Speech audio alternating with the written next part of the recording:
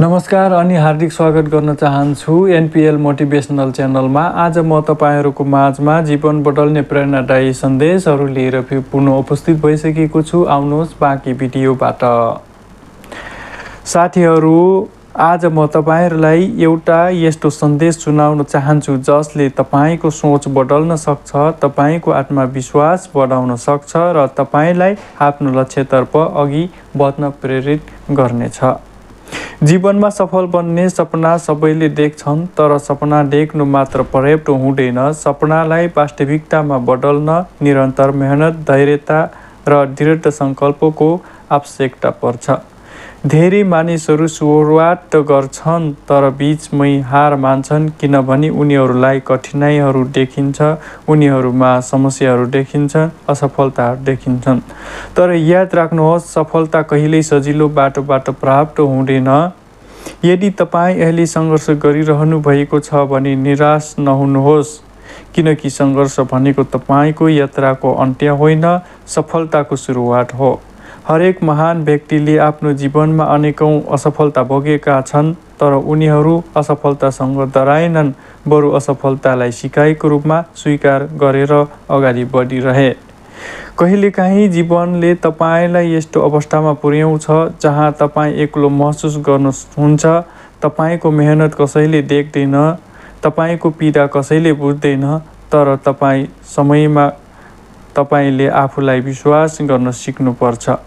संसारले तपाईँलाई विश्वास गरोस् नगरोस्, तपाईँले आफूमाथि विश्वास गर्न छोड्नु हुँदैन।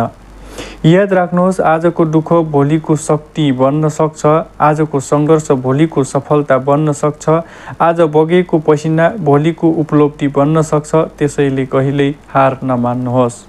जीवनमा अरूसँग तुलना गरेर होइन, आफ्नो जीवनको आफ्नो हिजोको अवस्थासँग तुलना गरेर अगाडि बढ्न सिक्नुहोस्।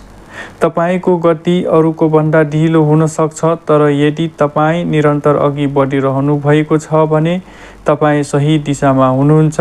सानो प्रगति पनि प्रगति नै हो। धेरै मानिसहरू अवसरको प्रतीक्षा गरिरहेका हुन्छन्, तर सफल मानिसहरू अवसर पर्खदैनन्, अवसर सिर्जना गर्छन्। यदि तपाईको जीवनमा ढोका बन्द भएको छ भने नयाँ अर्को ढोका खोज्नुहोस्। यदि बाटो रोकिएको छ भने नयाँ बाटो बनाउनुहोस्, किनभने दृढ इच्छाशक्ति भएको व्यक्तिलाई कुनै पनि बाधा अर्चनाले रोक्न सक्दैन। सपना त्यति बेलासम्म सपना मात्र रहन्छ जबसम्म त्यसका लागि काम गरिँदैन। त्यसैले आजैबाट आफ्नो लक्ष्य तय गर्नुहोस्, आफ्नो समयको सही उपयोग गर्नुहोस्, नयाँ कुरा सिक्नुहोस्, आफ्नो क्षमतामा विश्वास गर्नुहोस् र हरेक दिन आफूलाई हिजोभन्दा राम्रो बनाउने प्रयास गर्नुहोस्। साथीहरू, जीवन छोटो छ। डर, बहाना र आलस्यमा समय बर्बाद नगर्नुहोस्। आफ्नो सपना पूरा गर्न आजैदेखि मेहनत सुरु गर्नुहोस्, किनकि भविष्य आज तपाईले गरेको निर्णय र कर्महरूले निर्माण गर्दछ। अन्त्यमा म यति मात्र भन्न चाहन्छु, हार कहिल्यै अन्तिम हुँदैन। यदि तपाईले प्रयास गर्न छोड्नु भएको छैन भने सफलता कहिल्यै टाढा हुँदैन।